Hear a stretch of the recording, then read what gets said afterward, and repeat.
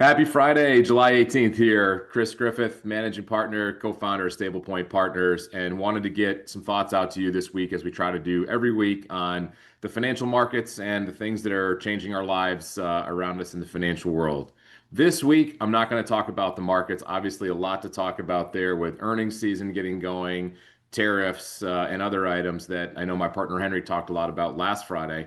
This week, I really wanted to focus on the big, beautiful bill and talk a little bit more about taxes and some of the framework that makes that up. We've had so many questions, and I'm sure you have a lot of questions around this bill, how this is going to influence you. What do you qualify for? What don't you qualify for?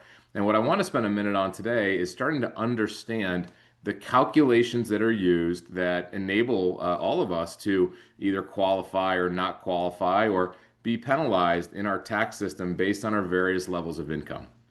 So as you look at the big, beautiful bill, there's a few things that stand out as new additions that are going to influence a lot of people. One of these is the higher deduction amounts for those that are 65 or older. And the other is the state and local income tax deduction for people that make under a certain amount of money every year, that will increase from $10,000 to $40,000. Now, when we read these things, I think you're going to see anytime you do a Google search, they talk about income phase outs. Keep in mind, within the big, beautiful bill, most of the items that were put in there were not intended to benefit high income earners or those people with a really high net worth that maybe don't need that benefit. So, with most everything in that big, beautiful bill, look for these income phase outs or different thresholds. And when you read about this, I think the biggest question we get is what's the difference between taxable income, adjusted gross income or AGI, or modified adjusted gross income or MAGI. So let's take a minute and talk about that this morning, and there will be more from us around the bill, strategies around taking advantage of its benefits or avoiding some of its pitfalls. But let's start today by understanding what is modified adjusted gross income. And we're going to share some slides with you that will do some side-by-sides here of what is AGI or adjusted gross income, what's taxable income. And let's start there. When you look at your tax return, as you can see on your screen now, towards the bottom of that page one, you can see a total of all of your income and then a calculation for adjusted gross income.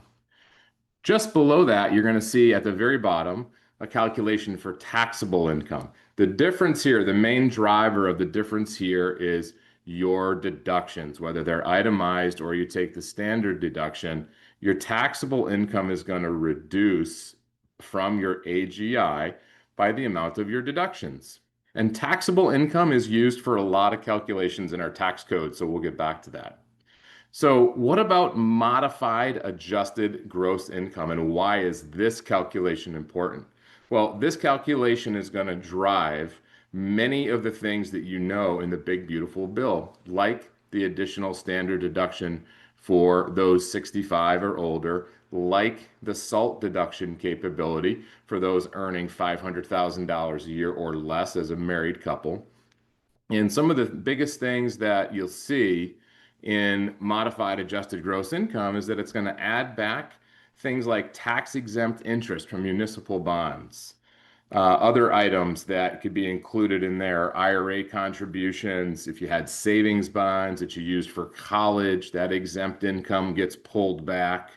If you're self-employed, you might find part of your self-employment tax even gets added back. So modified adjusted gross income takes your adjusted gross income and then adds back to it several key things to change that number for you completely.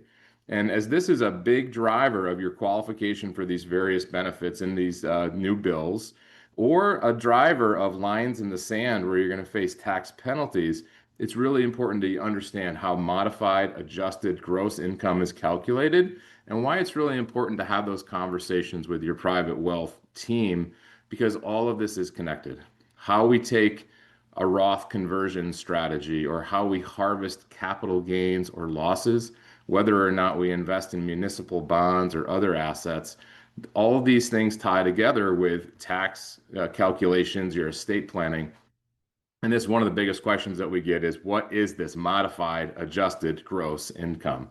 Now, for many of you, Your modified adjusted gross income may be the same as your adjusted gross income. You don't have these add backs. But for those that do, it's really important that we understand what they are. And this modified adjusted gross income is what drives IRMA, which is the penalty, if you will, or higher Medicare premiums for those that are 65 or older. It drives the net investment income tax, which will hit married couples at $250,000 or more with an added surcharge of 3.8% of investment income above that level. And yes, it also drives that SALT or state and local tax deduction. And we have another table where you can see these different tax calculations: taxable income, AGI, MAGI. Many different elements of our tax code are driven by the different calculations. For example, taxable income, this drives your marginal tax rate, and this is going to drive potentially your qualification for certain capital gains rates, be it the 0% or the 15%. This will follow your taxable income. So it's really important to understand what goes into these income calculations as you read through the big, beautiful bill. As we do tax planning, the back half of this year, I think it'll be very helpful to talk through what does your 2024 tax return look like? What do we expect to see continue through to 2025? Where does that leave you for a potential taxable income, adjusted gross income, modified adjusted gross income? And based on the big, beautiful bill, what should we be doing differently to take advantage of potentially some of those benefits, avoid some of those pitfalls, and really put together a multi-year long strategy around your portfolio that your income taxes are going to be reduced and hopefully reduced significantly over time. So hopefully that gives you a little color on how do we come up with these calculations in the tax world: adjusted gross, modified adjusted gross, and taxable income.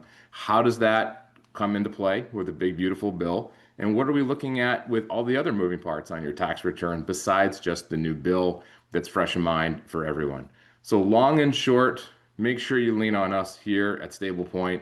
Let's make sure we're reviewing as we head into the fall months ahead, year-end tax planning for 2025. What are we going to be doing? What are we going to be doing differently? What do we need to get done before December 31st? And what will be our strategy for 2026 and years beyond?